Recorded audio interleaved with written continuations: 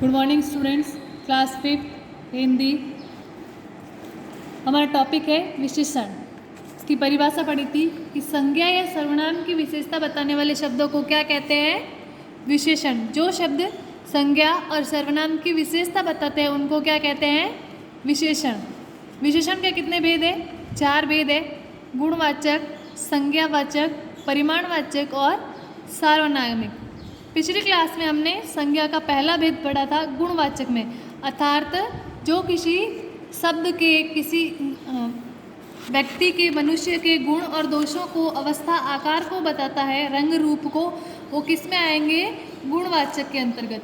अब हम विशेषण का दूसरा भेद पढ़ते हैं, संख्यावाचक। जिस शब्द से संज्ञा या सर्वनाम की संख्या का बोध हो उसे संख्यावाचक विशेषण कहते हैं। जिन शब्दों से संज्ञा या सर्वनाम की, अर्थात किसी भी वस्तु की संख्या का बोध होता है कि वो कितनी है, तो उसे क्या कहते हैं? संज्ञावाचक विशेषण।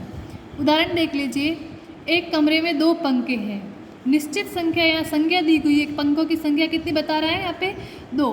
तो एक कमरे में कितने पंखे? 2। यहाँ पे संज्ञा बता रहा है, पंखों की संख्या 2, ये संख्यावाचक।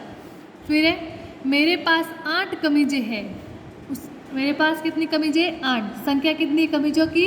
8। ये किसके अंतर्गत आएगा? संख्या का बोध करवा रहा है, संख्यावाचक। उसी प्रकार भीड़ में कुछ बच्चे भी हैं। बहुत सारी भीड़ है जिसमें क्या है? कुछ बच्चे भी हैं। शर्मा जी ने 10 कुर्सियाँ खरीदी। 10 कुर्सियाँ है, संख्या का बोध करवा रही, ठीक है। फिर संख्या के अंतर्गत भी इसके 2 भेद, एक निश्चित संख्या और एक अनिश्चित संख्या। निश्चित संख्यावाचक विशेषण और अनिश्चित संख्यावाचक विशेषण। निश्चित संख्या के अंतर्गत हम उस क्लास पे हो या कोई भी संज्ञा या सर्वनाम में संख्या का जो है निश्चित रूप दिया हुआ होता है कि इसमें इतनी संख्या है। अनिश्चित के अंतर्गत हमें एक निश्चित संज्ञा नहीं दी होती है, जिसमें कुछ, बहुत कुछ ऐसे दिए हुए होते हैं। सबसे पहले हम पढ़ेंगे निश्चित संज्ञावाचक विशेषण। संज्ञा और सर्वनाम शब्दों की निश्चित संख्या प्रकट करने वाले शब्दों को निश्चितवाचक संज्ञा विशेषण कहते हैं। जो शब्द सर्वनाम और संज्ञा की निश्चित संख्या प्रकट करते हैं उन्हें क्या कहते हैं? निश्चित संख्यावाचक विशेषण। देखिए उदाहरण, कक्षा में प्रथम आने वाले विद्यार्थी को इनाम मिला। निश्चित संख्या क्या है कि जो क्लास में फर्स्ट आया उसे ही इनाम मिला। निश्चित संख्या प्रथम वाले को, ठीक है। हम 3 बहनें और 2 भाई हैं। यहाँ संख्या निश्चित है, बहनों की संख्या 3 और 2 भाइयों की। तो क्या प्रकट कर रहा है? संज्ञा और सर्वनाम की निश्चित संख्या प्रकट कर रहा है। मेरी कक्षा में 40 छात्र है। 40 जो है निश्चित संख्या है, ठीक है। उसी प्रकार अनिश्चित, जिसमें कोई भी संख्या निश्चित नहीं होती है, कितनी मात्रा में है या कितनी संख्या में है।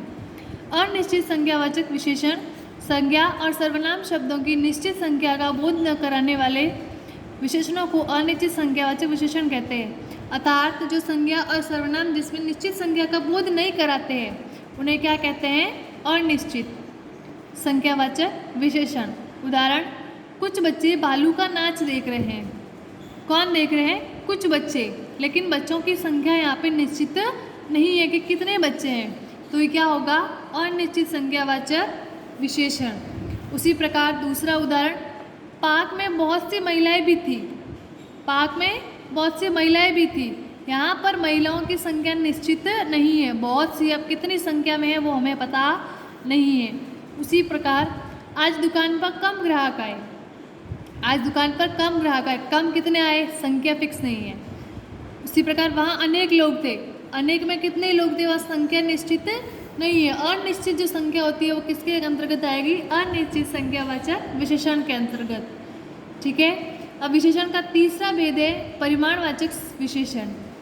परिमाण का मतलब किसी भी वस्तु का या सामान का जो माप तोल प्रकट करते हैं वो विशेषण परिमाण के अंतर्गत आएंगे। संज्ञा और सर्वनाम शब्दों की मात्रा और माप तोल प्रकट करने वाले विशेषण परिमाणवाचक विशेषण कहलाते हैं। जो शब्द संज्ञा और सर्वनाम की माप तोल, मात्रा प्रकट करते हैं वो परिमाण के अंतर्गत आते हैं। जैसे दाल में थोड़ा घी और डालो। कितना घी डालने के लिए कह रही है? थोड़ा, थोड़ी मात्रा में, तो ये इसका माप है घी का।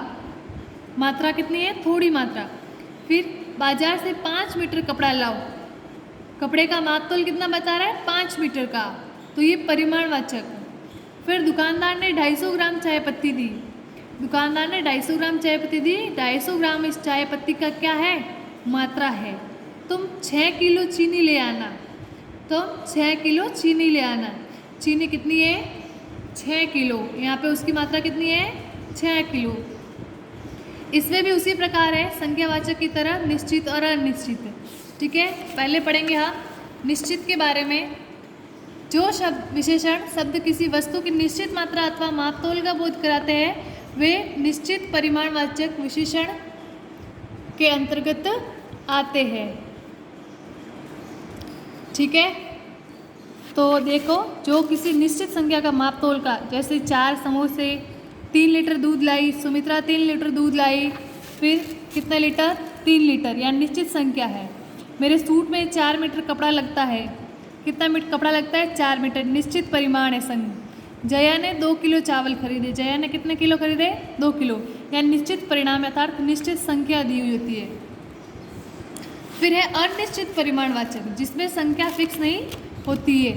जो विशेषण शब्द किसी वस्तु की निश्चित मात्रा अथवा मापतोल का बोध न कराते हो उन्हें अनिश्चित परिमाणवाचक विशेषण कहते हैं। जो विशेषण शब्द किसी वस्तु की निश्चित मात्रा का अर्थात निश्चित मात्रा नहीं बताते, कितने किलो है, कितने ग्राम है, कितने लीटर है, कितने मीटर है, वो नहीं बताते हैं, तो उसे क्या कहते हैं अनिश्चित परिमाण। जैसे चाय में थोड़ी सी चीनी और डालो, थोड़ी सी चीनी और डालो चाय में, ठीक है, अनिश्चित है, थोड़ी कितनी पता नहीं है। मेरे लिए पर्याप्त भोजन है, पर्याप्त अनिश्चित है। मुन्ने को कम दूध पिला, मुन्ने को कम दूध मिला, अनिश्चित है कम।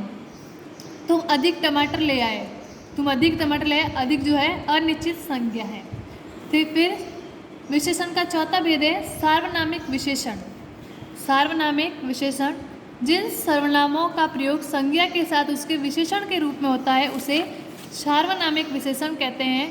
ये संकेतवाचक विशेषण भी कहते होते हैं। जिन सर्वनामों का प्रयोग संज्ञा के साथ साथ उसके विशेषण के रूप में होता है तो उन्हें क्या कहते हैं सार्वनामिक विशेषण। इन्हें संकेतवाचक भी कहते हैं। वह लड़का पढ़ता है, वह लड़का पढ़ता है। अब इस संज्ञा का विशेषण के रूप में प्रयोग हो रहा है, ये सार्वनामिक है। दूसरा, उन लोगों ने युवती की जान बचाई। किन लोगों ने बचाई? उन लोगों ने। ये उन हो गया सार्वनामिक विशेषण। फिर यह सड़क फ्रेंड्स कॉलोनी जाती है, फ्रेंड्स कॉलोनी जाती है, ये हो गई सार्वनामिक विशेषण। फिर उस युवक को पुरस्कार मिला, किसको पुरस्कार मिला? उस युवक को, ये उस हो गया सार्वनामिक विशेषण। इस प्रकार हमारा जो है विशेषण का टॉपिक यहीं पे खत्म हुआ। Okay, thank you.